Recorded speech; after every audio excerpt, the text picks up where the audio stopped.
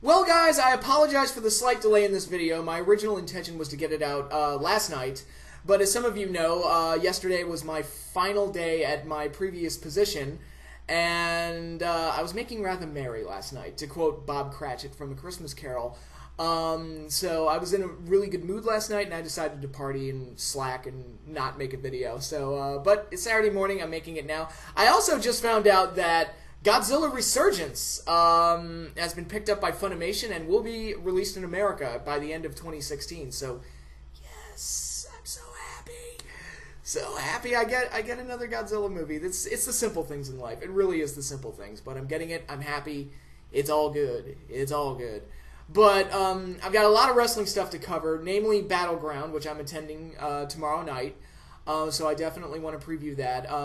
I also want to talk about the draft and how the WWE divided Raw and SmackDown. And I want to talk a little bit about the various other shows that happened this week. The big one being Ultima Lucha Dos, Lucha Underground's big season finale. But I want to also talk a little bit about NXT, a little bit about the Cruiserweight Classic, which is still... the Cruiserweight Classic, I mean, there's nothing to really say about it except that the presentation's great. Love the format. The matches are good. The action's really cool. It's just really good, and I think when we get further into the tournament, I think it's going to get even more exciting. So yeah, it's a really good show that WWE produces. I'm really happy with it, and Mauro Ranallo and Daniel Bryan on commentary are practically heavenly. They are a delight to listen to.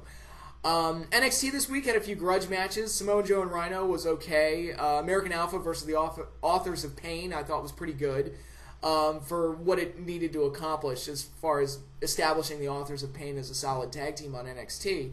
And Bayley and Nia Jax I thought had a pretty good match in the main event. That's probably the best match they've had so far. I thought it came off really well. And what are some of the other stuff? Oh, TNA this week. They just started the Bound for Glory playoffs. It's a basic standard single elimination tournament, which was a little disappointing. I was kind of hoping for more of a round robin format, but kind of like what the Bound for Glory series was. But you know, it's fine. It's fine. I can live with it. I thought Lashley and Eddie Edwards had a really good cage match in the main event for both the X Division and the TNA World titles. Lashley went over, but I thought the match itself was really, really good. And, you know, the guys that continue to do well in TNA continue to do well. EC3 is still great. I think he's doing some good stuff with Drew Galloway right now. Eli Drake is great on the mic. I think he's kind of a hidden gem on that show. Excuse me. And Broken Matt Hardy, I'm sorry, he entertains the fuck out of me. I don't know. Every time he comes on screen, I just start giggling. And I don't know if that's a good thing or a bad thing, but... he entertains me, and that's, you know, I give him credit for that. So, my guess is that they're probably going to do another Hardy versus Hardy match at Bound for Glory, and it's going to be done in the style of the Final Deletion, and they're going to try and top the Final Deletion. I think that's the goal. I think that's what they want to do, but we'll see if that actually comes to pass. But, yeah, so a handful of good shows this week. Oh, one thing I did want to do later today is get caught up on the G1 Climax. I haven't watched any of it yet, and I definitely want to. So right after I'm done filming this video, I'm going to start watching G1 Climax matches. But check it out. I think it's going to be really good and really cool. Yeah, the big show I want to talk about is Ultima Lucha Dos, which is Lucha Underground's big Season 2 finale. Very good show overall. All 3 nights that they split it up over 3 nights. I thought it was very good overall. Not as good as Ultima Lucha Uno, I guess we'll call it, the first Ultima Lucha. It didn't have that same level of excitement or, you know, the great payoffs necessarily like last year's did. I also think it's kind of indicative of the way Season 2 played out, where it's a much shorter season. I think it was about 13 episodes shorter than last year's, and I think they had to rush some of their stories. I remember when Dario on TV first said Ultima Lucha season's coming up, I'm like, holy shit, already? I feel like we just started Season 2, and I guess that's a sign of me having fun with it. And Season 2 was kind of like, it was very good, not as good as Season 1, but I've had nothing of Season 3 spoiled for me. I know they filmed it all, But I've been told, again, without having anything spoiled, I've been told that Ultima Lucha Trace was insane in a good way, which is interesting. And we're not going to have to wait as long to find out if or find out when Season 3 is coming. So apparently Season 3 is going to start this fall, which is great to hear. So it's not going to be as long of a layoff. And, you know, I think the break is always good to kind of let things freshen up and everything. And then we come back Season 3 ready to go. And hopefully Season 3 keeps the ball rolling. We continue to get great stuff out of Lucha Underground. But talking specifically about Ultima Lucha, I haven't really reviewed any of it up to this point from nights 1 or 2 or 3. Night 1 was the 4-man tournament between Cage, the Mac, Son of Havoc, and Tejano, and really fun. I thought it was really fun setup. Cage and the Mac had another insane kind of Falls Count Anywhere match. Very, very cool. One of the better matches on Ultima Lucha entirely. And then you had the story of the two underdogs making it to the finals, Son of Havoc and the Mac. And Son of Havoc gets the big victory with the unique opportunity from Dario, but ultimately gets screwed out of it by Famous B's new client, Dr. Wagner Jr. So you got to pay off to Famous B, which was cool. And Famous B was one of the entertaining characters that really came out of his shell this season. I loved his whole, like, the commercials that he did, and, you know, him being this, like, pushy, flashy agent, and, you know, the stuff he did with Masquerita Sagrada, and ultimately betraying him and all that other stuff that went along with it. So Doc Wagner Jr. being his big client and ultimately stealing Son of Havoc's victory was a nice payoff to Famous B and a nice indicator of what may happen in Season 3 moving forward. So good stuff there. I really enjoyed Night 1. I might have preferred it if maybe... Well, I don't know. I think it played out fine the way it did. You know, maybe save the finals for Night 3 instead of doing it all, or Night 2 even, instead of doing the whole tournament in one night. But overall, I thought it was fun, and again, you got some character payoffs, and now it's like you've got Son of Havoc, who's kind of like the Daniel Bryan type, who's the beloved babyface that's getting screwed over, and maybe they'll make something of that in Season 3. Night 2 I thought was very good as well. You had the Elimination Gift of the Gods Championship match with Sexy Star ultimately getting the victory, which was cool to see. I liked the action in the match was great. You had Nightclaw making his debut, who's Flamita, for those of you who don't know. He was very good. I thought he came off really well in this match. Killshot is cool as fuck. I like watching him. He's just cool. Like, I can't put my finger on it. There's just something about that guy and the way he wrestles and the way he looks and the way he presents himself. That's just really cool. And I want to see more of him. He's got a feud with Marty the Moth going on right now. So hopefully that gets concluded in Season 3. But yeah, I really like him. I thought he did well in this. But I like that the elimination match came down to the three people that have a feud and a storyline.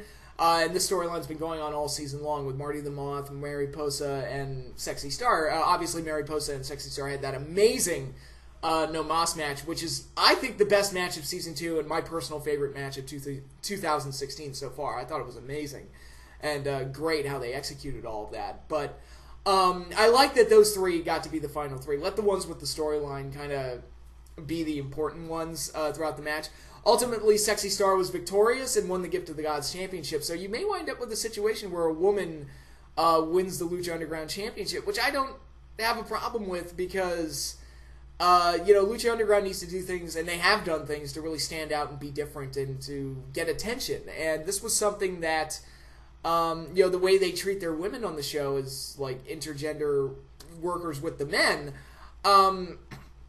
I think is a good way to set them apart. It's something that no other company would be willing to do, so that's why you do things like that. And I think, you know, Lucha Underground is such a heightened reality type of show, like Mortal Kombat or like a comic book show, that I can believe that the women can work with the men because, fuck it, some of them have supernatural powers. Katrina can fucking teleport, for Christ's sake. So I can believe that they can work with men and make it believable. And I thought Sexy Star got such a boost after that No Mas match that it's nice to pay it off with some kind of a, you know, forward movement. Will she win the Lucha Underground Championship? Don't know. We'll find out. But that's one of the reasons you tune into Season 3. But I thought the match was fun. It had great action, great story, character, payoff. So I was completely fine with the Gift of the Gods Championship match and how it played out. The death match between Mil Muertes and King Cuerno. A lot of fun. I thought it was this nice, violent brawl. It wasn't violent in the same way that, like, Pentagon and Vampiro was, but it was just hard-hitting and brutal, and these two cool characters just butting heads and just beating the crap out of each other, and I really enjoyed watching it. I thought it was a lot of fun. In the end, where Muertes just fucking murdered Cuerno, like, he slammed him through, like, 3 tables, speared him through another table, which looked nasty, and hit him with a crowbar, and then tombstoned him. And by the end of it, it was like that bit from The Simpsons with the kid going, "Stop! Stop! He's already dead!" So Muertes gets the big victory over Cuerno and gets his revenge. And, yeah, you gotta wonder if Mil Muertes, now that he's been reincarnated for the 2nd or 3rd time, is he going to go after the Lucha Underground Championship? Who's going to be his next? Is he going to go after Pentagon? That's a feud that's been unresolved, really, because Pentagon screwed Mil Muertes out of Aztec Warfare and broke his arm in the first episode of the season, and there hasn't been a whole lot of resolution to that. And if this were any other show, I would think that they dropped it, but because it's Lucha Underground, I think they're going to go back to it. And they actually showed that they'll start things, do something else in between, and then go back to the thing that they already set up. I'll cover that in Night 3. But, yeah, I'm looking forward to a Pentagon Mil Muertes feud. I definitely want to see that. So, hopefully we get that at some point, because I think a one-on-one match between the two would just be, it would be can't-miss television. I'd have to watch it. So that was Night 2. We only got the 2 matches in Night 2, and both of them turned out really, really well. Night 3 was the 2-hour season finale. Started off with a crazy trios title match between the champions Johnny Mundo, Jack Evans, and PJ Black defending against Drago, Aerostar, and Phoenix. Again, all tying into storylines that have occurred all season long. And this match was nuts. And major credit to the referee for trying to keep control of the match and not letting it turn into a no-tagging tornado tag free-for-all. Again, that's one of my knocks on the Young Bucks, but here, I like that the referee was trying to keep everything under control and just couldn't. There were just too many bodies, and he got bumped at one point, and it was just it became a complete free-for-all because the referee just could not control it, but at least he tried to control it, and that effort at least is like, okay, at least the referee's trying. It's not like a Young Bucks match where he just sits in the corner and just lets the Young Bucks do whatever the fuck they want, and doesn't say anything, so I like that nice little touch. It's like, alright, if you're going to do the crazy free-for-all, at least try to explain it or try to work around the rules a little bit. And I thought the match was great, mainly because of that. You got great action, you got crazy action, you got the heels being heels and pulling out every dirty trick in the book. And you got the nice surprise return of Angelico, who came out on crutches and ultimately cost the heels, Mundo, Black, and Evans, the match. Which makes me wonder, it's like, alright, Angelico got put out, we never found out how, so I'm assuming that Mundo had something to do with it, and we're going to find that out. Maybe Jack Evans and PJ Black had something to do with it, we'll find out. But it was nice to see Angelico back, and hopefully we've got something lined up for Season 3 with him, and hopefully that storyline continues. But, the babyfaces won. It was actually the only match, I think.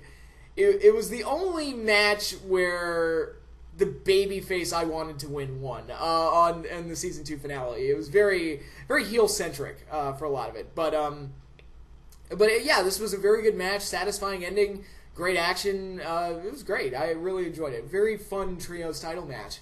Then we got Black Lotus versus El Dragon Azteca Jr., which was a match I was worried about because I thought, okay, they've been setting this match up since the very beginning of the show, and building up these characters through the cinematic cutscenes that they do.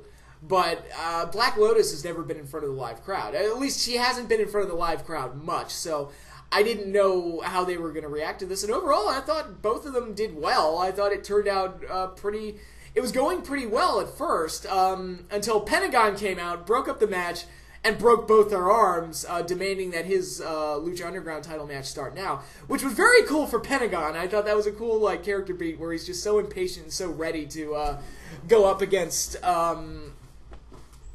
Matanza that he's like, no, fuck this, I want the match now. And, Pentagon, the great thing about his character, I think I made the comment on Twitter, that he's like Stone Cold Steve Austin and Crow Sting had an awesome baby in Mexico. And it wound up being Pentagon, because he's got this rule-breaking, fuck you attitude, I'm gonna do what I want to do attitude of Stone Cold Steve Austin, but it's covered in like the dark, mysterious kind of mysticism of like a crow's sting or something like that. So he's kind of got like the best elements of both characters, and that unpredictability of stuff that he'll do, and that makes for exciting characters. Is one of the reasons that Pentagon is one of the most compelling characters on the show. I should also note, I forgot to mention this, that the show opened up with this amazing cutscene that was right out of Empire Strikes Back, with Vampiro telling Pentagon to go into the cave and exercise his fear, and of course all the Yoda jokes start. It's like what's in there? Only what you take with you, and all that other stuff. But again, it's another one of those amazing cutscenes that Lucha Underground is known for, and it came off very well, and it was supposed to signify the rebirth of Pentagon. Pentagon Jr. is no more. He is now Pentagon Dark, which he announced right after breaking El Dragon Azteca and Black Lotus's arm. Now the downside of that is that it leaves Black Lotus and El Dragon Azteca's story unresolved, and again, we'll just have to tune in Season 3 and find out more, but you know, of all the matches on the show, this was the one that was the least important. I don't want to say least important. It was the one that people were least looking forward to, I think. So if you're going to ruin one match, make it the least important one, I guess.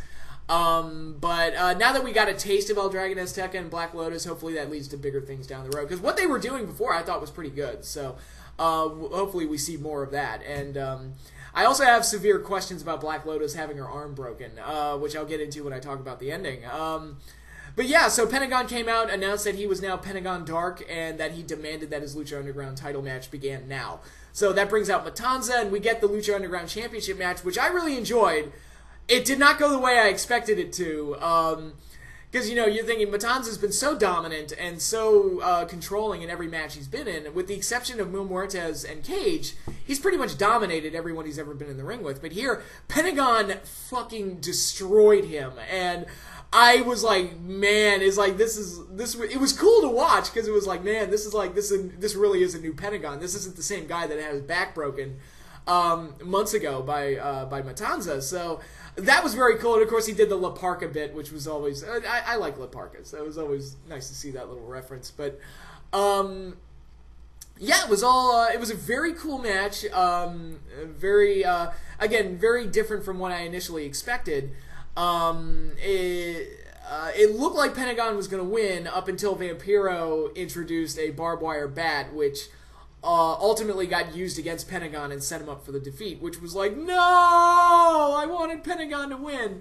But again, if something like that happened in another company where the babyface, and it's hard to call Pentagon a babyface, which again, I'll talk about that more when I talk about the ending, but when the guy you want doesn't win the title, it's always easy to get like sourpuss about it, and for most other shows I would, but here it's Lucha Underground, so it's like, alright, I know that they've got something planned for Pentagon, especially with how the show ended, which I'll talk about. So it's like, alright, they're not going to discard him and do nothing with him. It's kind of like, again, to make another Stone Cold Steve Austin comparison, Austin lost the title in that triple threat match against Undertaker and Kane, which you're thinking, okay, what's gonna become of him now?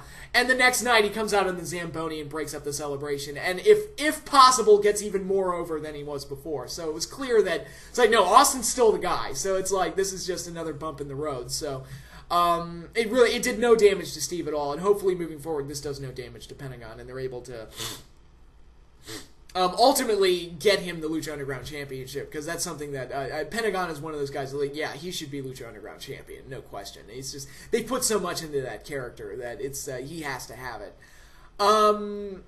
So there's that. That was the Lucha Underground Championship, which is weird to see the Lucha Underground title get put on the line halfway through the show.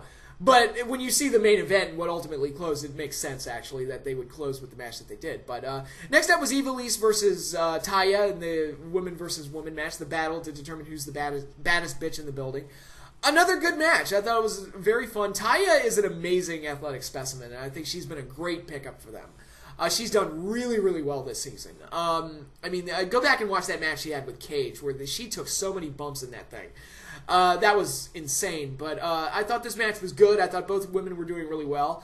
And again, to highlight what I talked about earlier about them revisiting things that don't always get resolved right away, Ivelisse and Katrina have been at each other's throats for a long time now.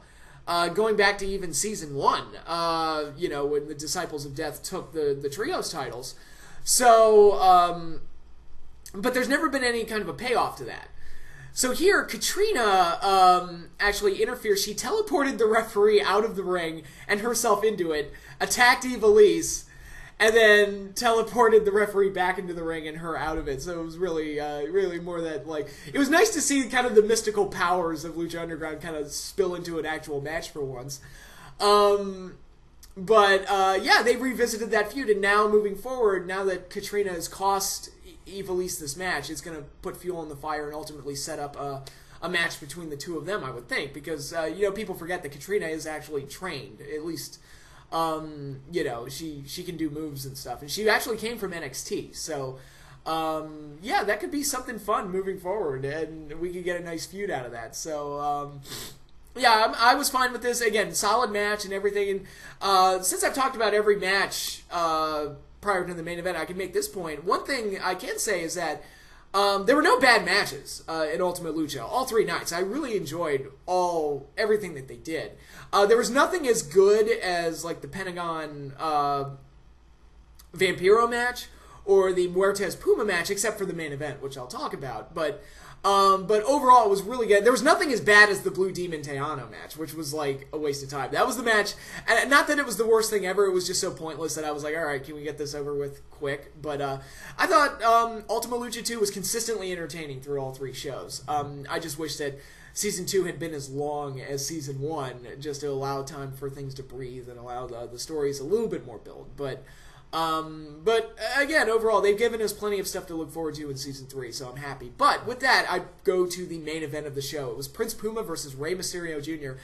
Outstanding match. Absolutely outstanding. That was, that might be the best match I've seen Rey Mysterio have in years. Like, I'm going back to, like, his matches with Eddie, the matches he had with Malenko back in the day. Like, it's up there as one of Rey's best matches. Some of the matches he had with Jericho for the IC title, the match he had with Morrison in 09 for the IC title, those are like the best Rey Mysterio matches, and this one is right up there in that same class. I thought just excellent, superb, really well-worked match. It was a match, I made the comment on Twitter, it was a match worthy of WrestleMania or Starrcade. It was that it wasn't just the action, even though the action was incredible. It was the way they worked it and the pace and the just the significance of what we were seeing. It was the hot young guy and Prince Puma going up against Rey Mysterio Jr., the legend, and it was an outstanding match. Just absolutely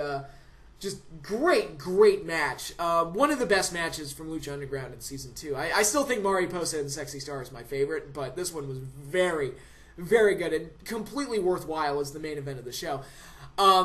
I would have preferred it if Puma went over, because I'm a fan of Puma and I like, rah-rah, current star type of guy. But the way they did it was fine, where he tried to have the Shawn Michaels, Ric Flair, I'm sorry, I love you moment, and that little hesitation ultimately cost him. So, but yeah, Rey looked great here. I thought that's another thing. Rey, like, with the amount of injuries you had, you never really know what to expect out of Rey, but I thought he looked great here. He did the West Coast Pop, which I don't think he's done in years. He looked crisp. He looked great. The reversals and all the counters they did were amazing. It was just it was a superb match. It was very, very well worked, very well done, and a worthwhile main event to the show. At least from the wrestling standpoint, it was a great wrestling main event to the show, and a great match to close on, and just an outstanding match for Ultima Lucha. So, my hat's off to both guys, Ricochet and Rey. You tore it down. That match was absolutely incredible, and I loved it. And that brings me to kind of the cliffhangers that we got, very similar to Season 1, where they got this. Well, it wasn't done quite as well as Season 1, where Season 1, I think they made that big montage at the end because they were kind of like, please don't cancel us. Like, please don't cancel us. So they made this amazing montage to try and, like, convince people. It's like, please don't cancel us. Thank God it worked. But we didn't get anything like that, which was kind of disappointing. But what we did get, we got Pentagon Dark attacking Vampiro and leaving him, bloodied and beaten and saying, you're not the master anymore, I am. And it's like, okay, they're going to do some shit with Pentagon. Again, it's like the disappointment of him losing. And that's what I like. If you do a match and somebody loses, there should be some kind of character development there. And I think Pentagon, the disappointment of a match that he should have won, looked like he was going to win, and ultimately it was a mistake from Vampiro that ultimately cost him. it was kind of like, you know what, fuck you, I'm the master now, I'm the man, and it's like Vampiro's created a Frankenstein monster that he can't control anymore, and it's like, okay, now it's like, alright, what are we going to get out of Pentagon in Season 3? I'm really excited to see where this goes. And the final image we get was another cutscene of Dario Cueto being arrested and taken away in cuffs, and he starts smiling in the backseat of the police car. This builds off of what happened in Night 2, where Mr. Cisco tried to get dirt on Dario for the Keystone Cops, as I call them, Joey Ryan and Castro Cortez. It was like one of my favorite things that they did this season, like the undercover cop thing that they did with Joey Ryan and Cortez. I thought was a great idea and a great concept, and they got a lot out of it as far as the backstage sequences and their characters, how they interacted with each other and all that stuff. They brought Cisco into the fold, and they sent him into Dario's office with a wire to try and get dirt on him. And Dario, realizing that Cisco was wearing a wire, decided to violently murder Mr. Cisco with the bull statue. And that led to this segment where Dario gets arrested, but not before he made a phone call saying, it's time. And there's a lot of unresolved stories going on here, namely with Councilman Delgado and his mysterious backer, who's apparently more powerful than Mil Muertes or Matanza. And you know, who is that guy? What's his story? What is he going to add to things? There's a lot of world building, but not a lot of payoffs as far as that goes. So there's something. There's again some stuff to look forward to in Season 3, especially when you get into the battles of the Aztec tribes and how that's going to play out moving forward. Yeah, there's a lot of unanswered questions. I wish that the final scene that they did had reflected that a little bit more, maybe bring Councilman Delgado in at some point. Who did Dario call? We don't know yet. But again, it's Lucha Underground, so I know they have a plan. I know they know how this is all going to play out, which is good. Because there are, again, a lot of other wrestling promotions and wrestling shows, it's clear that they're just making this shit up. At least, if they have everything planned out a month in advance, I'd be shocked. A lot of the times. A lot of times it does feel like they're just making stuff up on the fly. NXT, I think, is planned out at least reasonably in advance. But, you know, WWE, the main roster WWE, I have questions about whether or not they do or not. So, but yeah, it was overall a nice conclusion. And now I'm wondering, alright, so Black Lotus had her arm broken, so she's out of commission, at least for now. And Dario Cueto just got carted away in handcuffs. Who the fuck is watching Matanza? So wait a minute, this giant, violent monster who murders people, and Dario seems to be the only one that can control him, and he's also possessed by the spirit of a god, is left unattended. Okay, that could be... Okay, it's like, we'll see. I'm looking forward to see. It's like, all right, is somebody taking care of him, or is he left completely unattended, and are people going to get murdered? Well, he's left free to roam around and do whatever he wants. It's like, oh my god, the monster's loose. The monster's loose! And again, it's one of those things in Season 3 we'll have to wait for and see if it pays off at all. But yeah, so Season 2 of Lucha Underground I thought was really good. Not as good as Season 1, but still really good, and it left us with plenty of stuff to look forward to for Season 3. And Ultima Lucha was a very entertaining show, once again, with an outstanding main event. If you watch nothing from Ultima Lucha, watch that Rey Mysterio Ricochet match, Prince Puma, I should say. It was outstanding, it was amazing, and I loved it.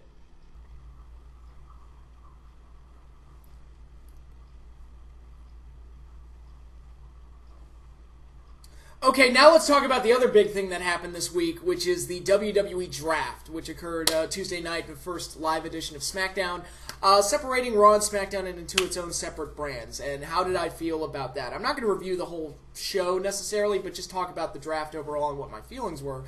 And basically, my overall feeling... If their goal was to inject new life into SmackDown and to make it a viable show again and to make it a worthwhile brand that's worth watching again, they failed miserably. I mean, they did a terrible, terrible job of evening out the rosters to where both of them would be watchable. And, you know, it felt like Raw got almost all the good stuff. And by the end of it, I was looking at both rosters on paper, I'm like... Dude, I'd rather watch Raw. Just on paper, I mean, just to highlight what I'm talking about, it just feels like Raw got all the sexy picks. Like, And a good example of that is when you look at Enzo and Cass and the New Day. And, I thought for sure both of them would be on separate shows because they both serve the same function. They're comedy, more like lighthearted comedy acts that the fans really like. They're very well liked by the fan base. They're very charismatic, very likable. They have a bit that fans like. So I thought for sure, since they both serve a similar function, that they would both be on different shows. Raw got both of them. And I'm like, okay, that's a little surprising. Raw also got Finn Balor. They got Sami Zayn. They got Kevin Owens. Seth Rollins and Dean Ambrose, I knew was going to be split. Dean went to SmackDown. Seth went to Raw. You could argue that Raw got the better one of the deal there. I'd say that's more of a wash, but they got Cesaro. They got, they got all, like, the hot young guys that we're all, like, excited about, the sexy picks, and Raw got practically all of them, and it just, looking at this on paper, I'm just like, I'd rather watch Raw. I'm sorry. It's just, on the women's side of things, they got Charlotte and Sasha Banks with a high likelihood of them getting Bayley, which I'll talk about when I preview Battleground. I think they're going to get Bayley. If not at Battleground, then at some point soon. But, they've got the women's side of things. Not that SmackDown got bad female talents. They got Becky Lynch. They got Natalya. All very good. And they've got, like, up-and-comers like Alexa Bliss and Carmella, which, again, it's like they put Carmella on the different show from Enzo and Cass. It's like, oh, okay, sure. But, the women with a lot of hype right now are Sasha, especially Sasha, and Charlotte. And Raw got both of them. And SmackDown is just kind of left to... They've got Becky, but they're kind of left to kind of cobble something together around her. And, SmackDown just feels like they didn't get anything that great. The best ones they got, and I already mentioned Dean Ambrose, the best pickups they got were AJ Styles and American Alpha. And when they drafted AJ, I was like, yes, that's a great pick. When they drafted American Alpha, I was like, yes, finally, they got something that's exciting and has a lot of hype surrounding it. And I'm not saying they didn't get bad talents, but they got a bunch of guys that are damaged goods, like Tyler Breeze, and who I love, and I would love to have him on my show, but he's damaged goods, and I've seen nothing from them to make me think that they're going to fix what they've done with him. So they got Bray Wyatt, who they've fucked over royally so many times. They got Dolph Ziggler, who has been, fucked over royally so many times that I don't care anymore. And then the two picks that SmackDown got that made me groan were John Cena and Randy Orton. And it's like, yes, they're big names, and yes, people know who they are, but you can't... I can't think of two guys that are more synonymous with boring, stale as fuck WWE than John Cena and Randy Orton. And if you want SmackDown to be the exciting, brand new, exciting new direction for the WWE, John Cena and Randy Orton are not the guys to go with, I think. I think, again, Raw got all of those guys. The Cena, the Zaynes, the Owens, Cesaros, Finn Balor, they're going to have the Bullet Club, because they took the club away from AJ. It's like they're going to join up with Finn Balor. So Raw gets that. Raw also gets its own exclusive cruiserweight division. And the way the rule structure was set up of the draft was like Raw picks first, and they get an extra pick on the basis that they're 3 hours long. And it's like, doesn't the cruiserweight division already kind of make up for that? It's like, all right, you need an extra hour to fill. It's like you get the cruiserweight division. And it's like, to me, that balances out. That strikes more of a balance. Raw picking first and getting an extra pick just doubly fucked SmackDown over because it felt like they got the table scraps. And like I said, the only pickups they got that were really, really exciting were AJ Styles and American Alpha, and I don't know how you build a show around that. It's just, I don't know. If possible, I'm less excited about SmackDown now than I was before. Now it's possible that they may turn SmackDown into something really good, but it's really, especially the pickups of Cena and Orton made me go, oh no, and there's just nothing. There's not a whole lot exciting there. Like I said, Raw, it felt like they got all the sexy picks. They got Neville, obviously, for the Cruiserweight division. And some of those guys that SmackDown got, I already talked about Carmella. They put her on the separate show from Enzo and Cass, so I'm not putting her down at all. I like Carmella a lot. I just think she would have been worth a lot more if you brought her up with Enzo and Cass. And if you want to split her from them, that's fine down the road, but I think it would have been, let's have the whole act together and see what you can get out of that. And I think it would have worked out better for both sides, for Enzo and Cass and for Carmella. And they got Kalisto on the show that's opposite from where the Cruiserweight division is, so he's kind of stuck up on an island. They got Alberto Del Rio, who I could not possibly care any less about, unless he's outside of WWE. I don't care. I hate to say that, but it's true because all the stuff I've liked about Alberto have been in other companies. It don't look good. Raw was in a position where they could almost afford to have shitty picks.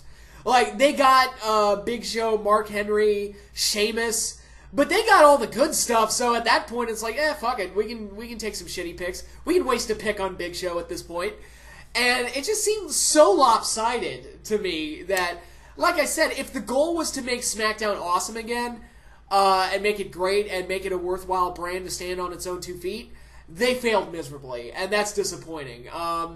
There's going to be so much content generated from SmackDown and from Raw that being able to keep up with all of it is going to be near impossible. And right off the bat, I can tell you, my only reasons for watching SmackDown are for AJ Styles, American Alpha, and to a lesser extent, Dean Ambrose. Now, it is possible they might fix Bray Wyatt, finally, but he's also sharing the same show with John Cena and Randy Orton, so I have my doubts. It's just, SmackDown just doesn't look good. It just doesn't look good. And like I said, if the goal was to fix SmackDown, I feel like they failed. So, it's unfortunate, but that's the way the cookie crumbles, I guess. Okay, and now let's close things up with a preview of Battleground 2016, which is taking place in Washington, D.C. at the Verizon Center, and I will be attending. And I've said it before, the sole reason I'm going to this show will be to see AJ Styles in person.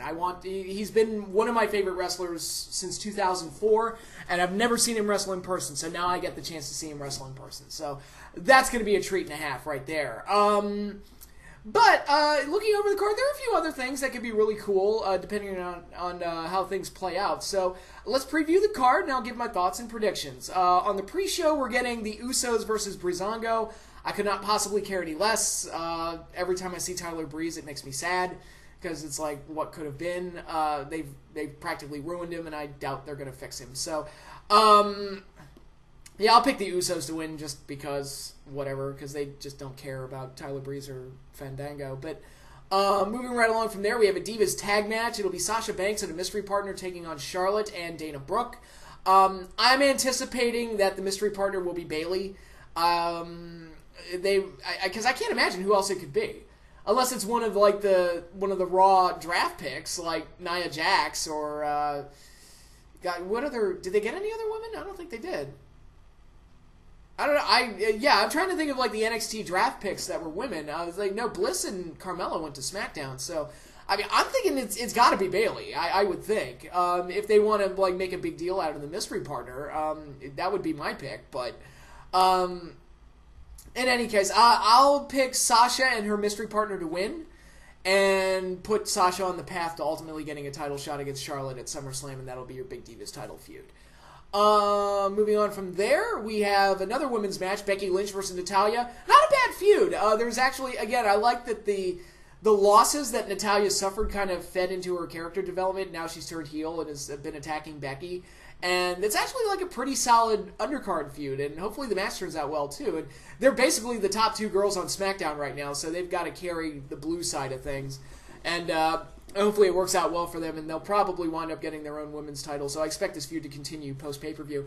I would give the win to Natalya, just to put heat on the heel, and set it up to where the SmackDown women's title is defended, and maybe Becky will ultimately win that match or something. But you gotta, it's better to have the heels on top at first, and then give the faces something to pursue. So I would be thinking that, Natalya goes over here, and then of course, I'm also trying to outthink WWE creative, which is hard to do because most of the time it feels like they're not even thinking. So, okay, moving on from there, we've got the Wyatts versus the New Day in a 6-man tag.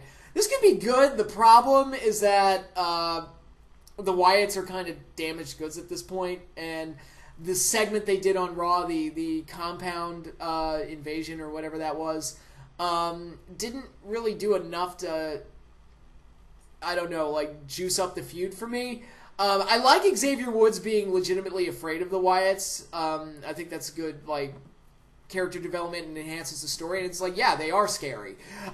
So treat them like you should. And it's nice to see somebody trying to treat the Wyatts with some kind of, like, importance, or, like, there's something, like, fantastic or otherworldly about them. So Xavier Woods being afraid of them, I think, is kind of cool. But it's an ordinary 6-man tag match, so it just kind of feels like a step down from the compound fight in a way. Like, the compound was like this free-for-all in the middle of the backwoods somewhere, and now they're having a regular match on a pay-per-view. I would think that it would be a street fight or something, but maybe at the next pay-per-view, who knows.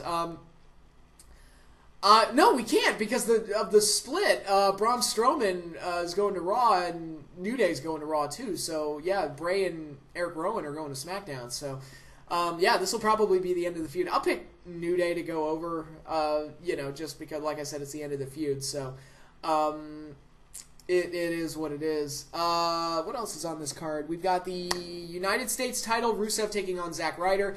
They can't seem to decide if Zack Ryder matters or not. They keep going, like, the yo-yo booking. They keep going back and forth with him. It's like, does he matter this week? Yes. Next week? No. Who knows? I don't know. I'll pick Rusev to retain just because they're so inconsistent with Ryder that it's hard to believe that even if he wins the U.S. title, he'll probably just drop it next week anyway. So who knows? But yeah, I'll pick Rusev to retain. Intercontinental title, we've got The Miz taking on Darren Young. The Darren Young Bob Backlund stuff could be really, I've said this before, it could have been really, really good if the segments that they filmed with each other had actually, like, shown them interacting with each other. The split screen thing was just really awkward and didn't really capture any kind of a relationship between the two. I didn't think. It actually negatively impacted what they were trying to do. And, sorry, my nose is a little stuffed up. But, yeah, I also feel like Darren Young got the IC title shot a little too quickly. I would have brought him onto Raw and have him string up a few wins and build him up to the IC title picture, but him getting the title shot in his first match, you're kind of cheating fans out of the journey, I feel like. And again, that's me being an old school fan. It's like, slow down and take your time, pace this stuff out. But, yeah, we'll see if... I wouldn't be surprised if they did a title change here just because they love to do that type of stuff. We have a new character and we're going to give him a belt so you think he matters. But I'm going to count on Miz keeping the IC title just to let SmackDown keep that belt. And I think Zack Ryder went to SmackDown. So they may do a switch where Zack Ryder brings the U.S. title to SmackDown and Darren Young brings the IC title to Raw. They might do that.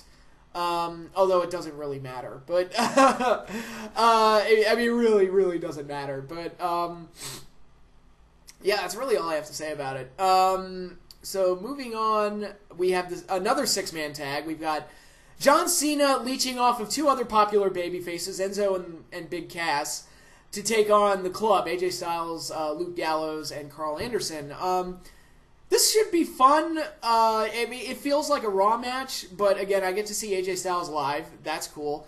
And also, I don't have to watch AJ, I hope, because it's a 6-man tag, I don't have to watch AJ give his win back to John Cena and get mercilessly jobbed out. So it's like, hopefully I'm spared that. I'll pick Enzo, Cass, and Cena to win, but yeah, because they're probably going to do Cena and AJ at SummerSlam with Cena finally getting his win back. Yay, hooray. But, yeah, I don't really have too much else to say other than that. Is there anything else on this card that I'm missing? Before I get into the two big matches that I want to see. Nope, that looks like it. Okay. And the two big matches that I really want to see are this big grudge match, Sami Zayn versus Kevin Owens. And looking at this card is not the best card on the planet, so I think Zayn and Owens is going to be a huge show stealer and be like a really, really, really, really, really good match. So I'm really excited to see this. So another little incentive for me to go to the show is like I get to see Sami Zayn and Kevin Owens tear it down in person. It should be a lot of fun. So really looking forward to this. I think it's going to be great. We're also getting a highlight reel segment with Randy Orton talking about his match with Lesnar, and it's like, like, don't really care. And we're getting this main event. It's the Shield triple threat that's been talked about for years now. Dean Ambrose defending the WWE title against a returning Roman Reigns and Seth Rollins. Now, the outcome of this match will determine which brand gets the made-up championship, because Dean is currently on SmackDown, and he's the WWE title holder.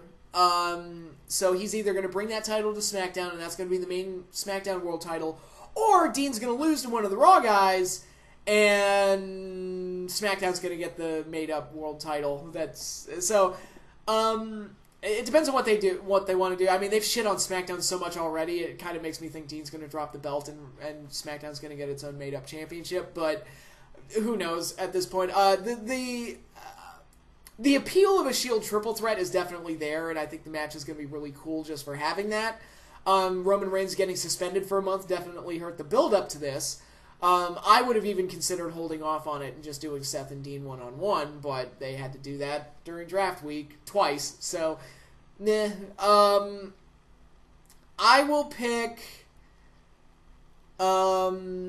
I mean, if Roman comes back and win the belt, the place might riot, because it's like the guy gets suspended for a failed drug test and you give him the belt right back. Fuck you. It's like, yeah, that would be awful. But unless you turn him heel, that's the only way it's going to work. But I doubt they're going to do that. So I guess I'll pick Seth to win the belt. I could see any one of the three getting it. Roman is the only one that definitely shouldn't. But again, I wouldn't put it past him. So. Those are my thoughts on Battleground. Like I said, the Shield triple threat should be cool just for having the match. As long as Roman doesn't win the belt, I think we'll be okay.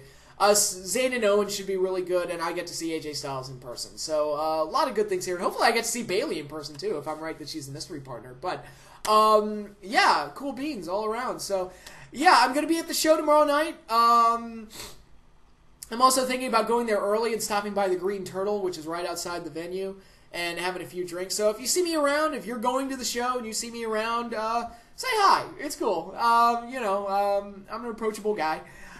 So feel free to say hi. We can talk about whatever wacky bullshit my alcohol-induced brain will be wanting to talk about. So should be a lot of fun. So yeah, that is Battleground, and I will have a review for it sometime early next week, hopefully Monday or Tuesday night.